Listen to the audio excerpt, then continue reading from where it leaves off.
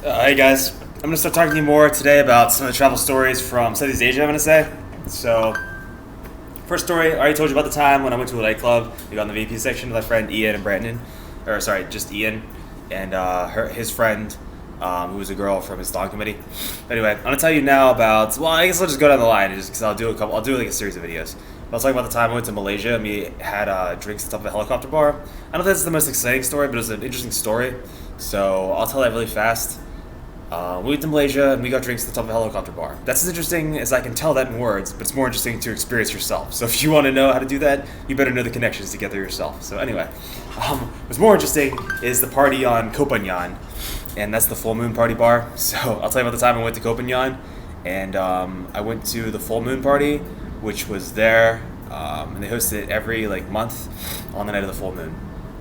So how it works is I arrived there kind of one day later than my friend. And this is important later on in the story, but because I was doing diving on Koh Tao with Ian, but I did 2 extra dives because I wanted to get more dives under my belt because I really like that scuba diving. That's what we're talking about, by the way. It's scuba diving.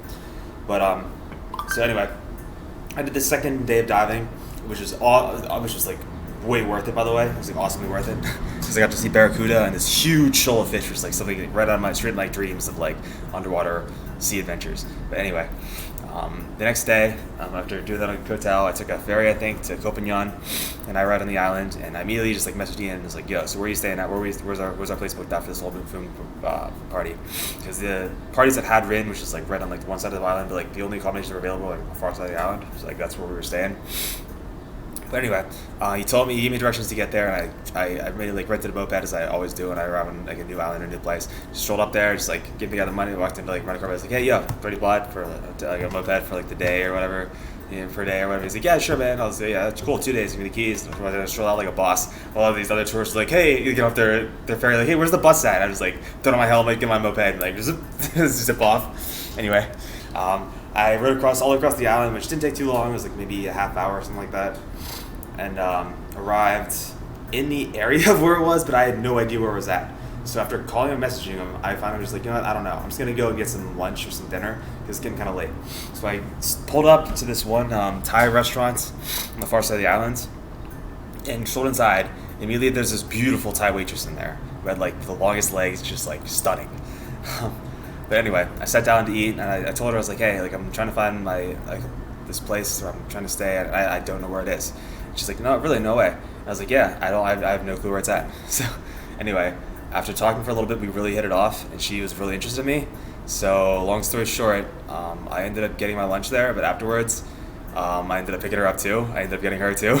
So we ended up booking a place together to spend the night, and after laying on a hammock and talking about our lives and her life back in Korea, where she's from, we ended up making out on the hammock. She gave me a hickey on the neck, and then we went in the bedroom. And she was the best in bed I've ever had in my entire life. She was so good.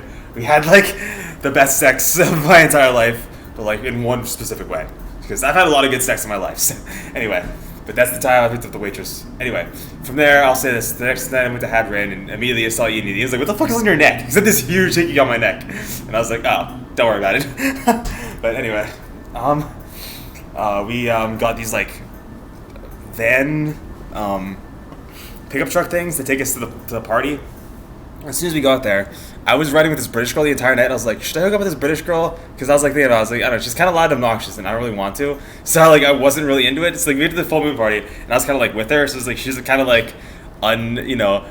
unspokenly the girl that I was gonna hook up with that night, based on how people just kind of I'm not gonna say anything. But anyway. But after going onto the beach and to hear her talk and hear her just be an annoying drunk British girl, I was I'm just gonna kind of wander off and just not worry about it. And that's kind of what I did. So I ended up not hooking up with that British girl, but I don't really call that a loss because she wasn't the most interesting girl that I want to spend the night with. So anyway, but that's how the full moon party ended up turning out for me. So it was a good time overall, and I definitely recommend checking out the full moon party. It's a magical experience. But maybe you'll also have fun at the jungle party. I don't know. My friend Ian said he went to that apparently the night before, and he said that was a fun time. But who knows? Maybe you'll just stumble upon some other experience, like me. But anyway, hope you liked my story. It's about the time I went to the full moon party in Thailand. Peace out.